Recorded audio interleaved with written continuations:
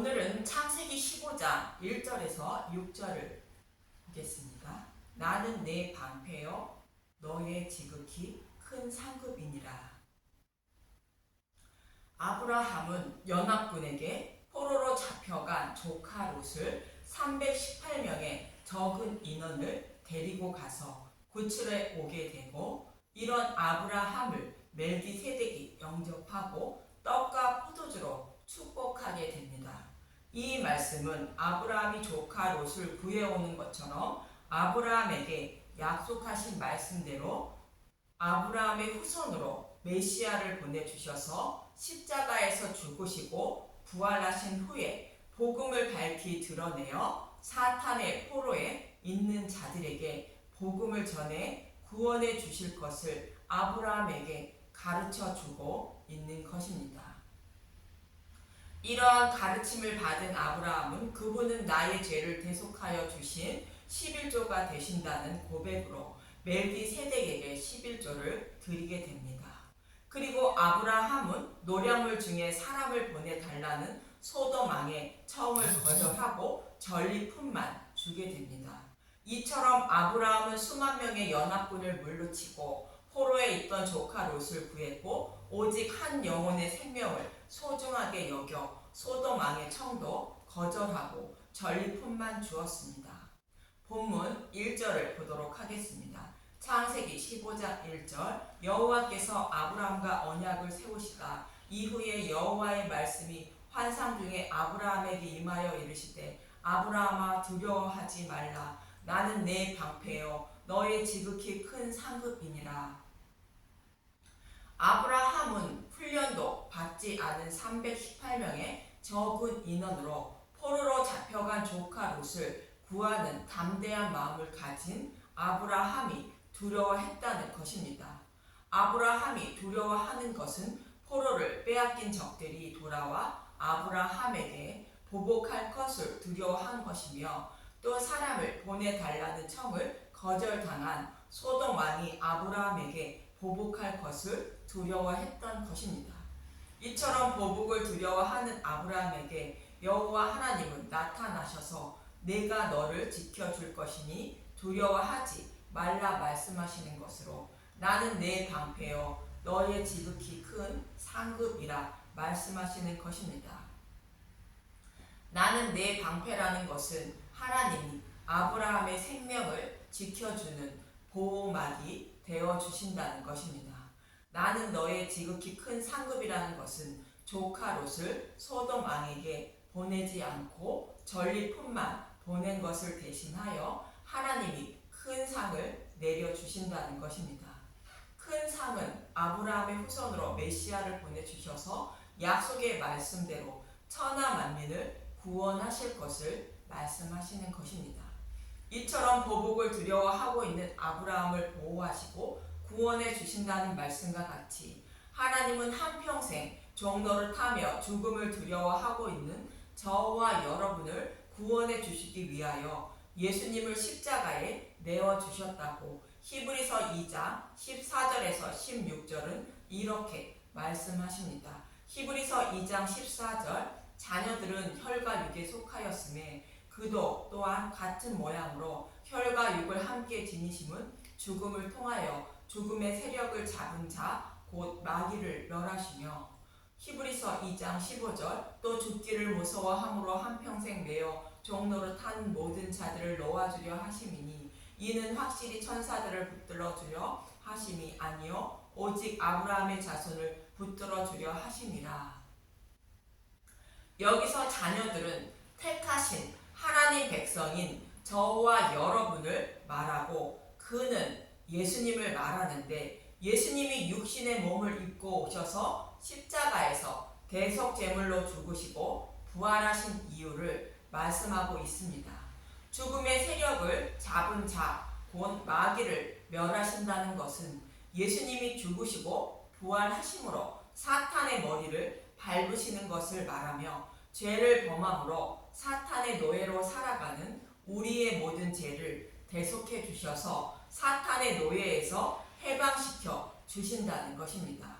예수님은 이 일을 이루어 주셨다는 것으로 약속의 말씀을 이루어 주시는 하나님이 우리의 방패이며 우리의 생명을 구원해 주시는 예수님이 우리의 상급이 되는 것입니다. 한 곳만 더 보면 바벨론 포로에 끌려가 한평생 노예 생활을 곧 종노릇 하고 있는 이스라엘 백성들을 하나님은 구원해 주신다고 말씀하고 있는 스가랴 2장 1절에서 5절을 보도록 하겠습니다.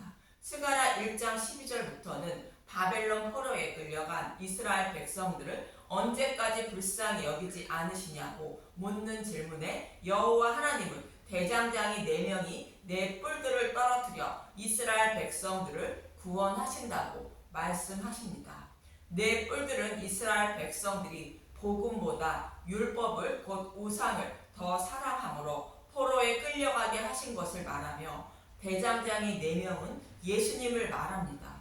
예수님을 보내주셔서 성전을 세워주시고 그들을 보호하시고 구원해 주신다는 뜻입니다.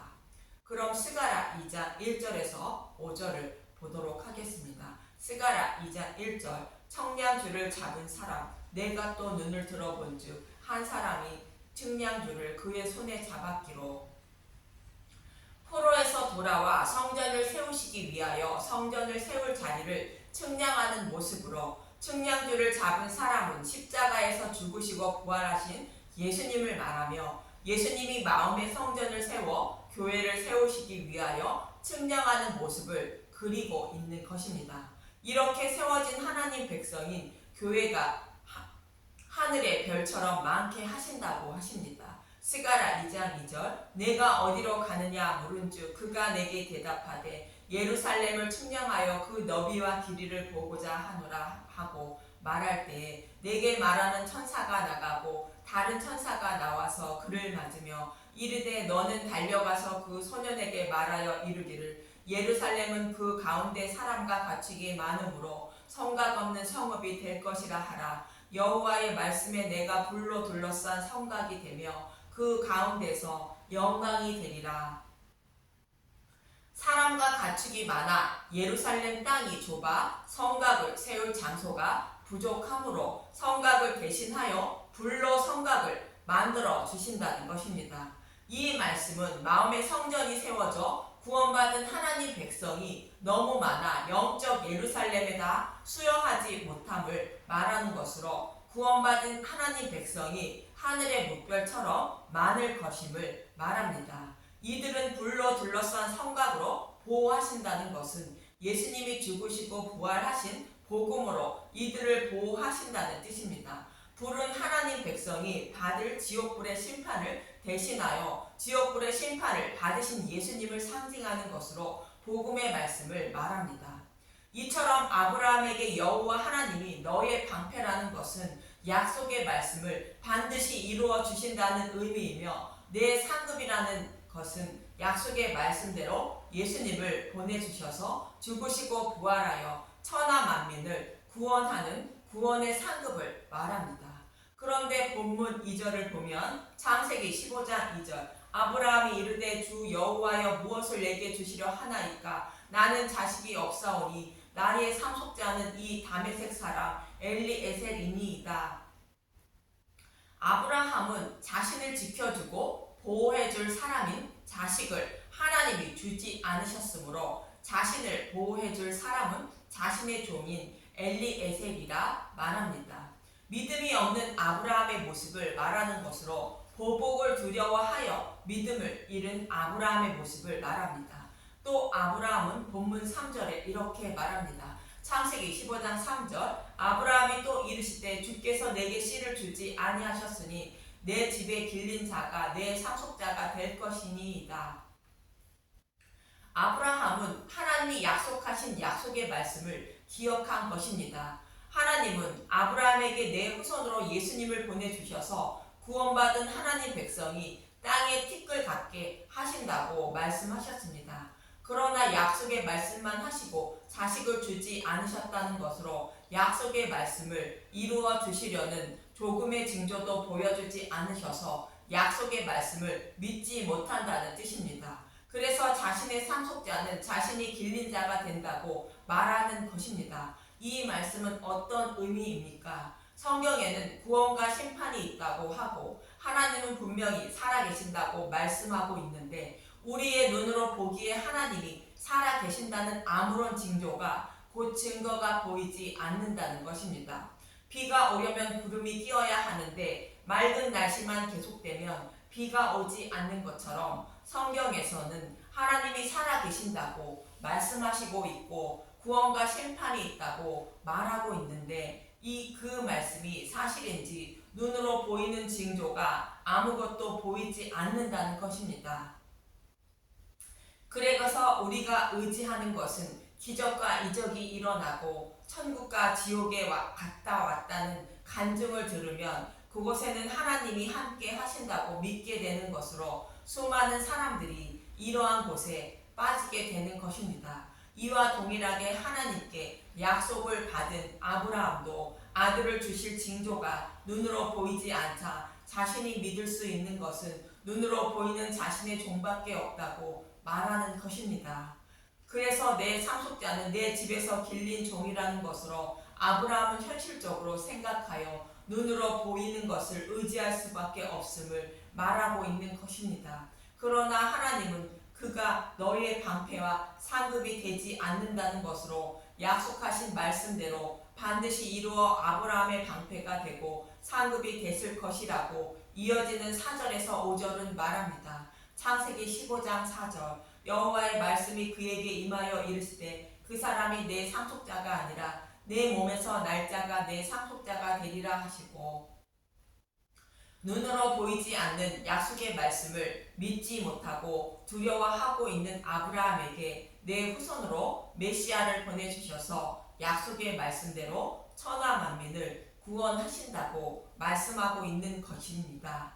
이 약속의 말씀을 다윗에게는 좀 더 자세하게 설명해 주셨는데 사무엘하 7장 12절에서 15절을 보면 사무엘하 7장 12절 내 수완이 자서 내 조상들과 함께 누울 때 내가 내 몸에서 날 메시를 내 뒤에 세워 그의 나라를 견고하게 하리라.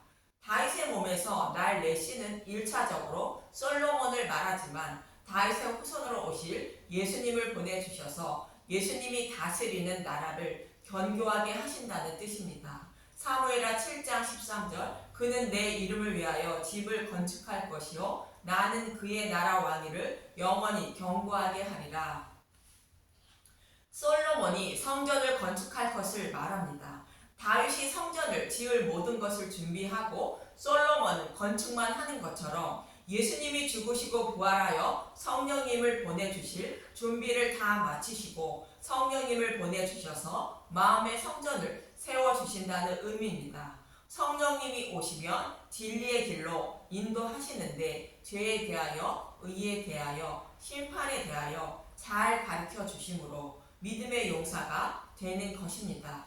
마치 아브라함이 할례를 받기 전에는 믿음이 있는 듯 없는 듯 하지만 창세기 17장에서 할례를 받고는 믿음으로 모리아 산에 이삭을 드리는 것 같은 것입니다. 이렇게 하나님은 성령님을 보내주셔서 구원해 주시고 그들을 다스리는 나라가 영원할 것임을 말씀하고 있는 것입니다.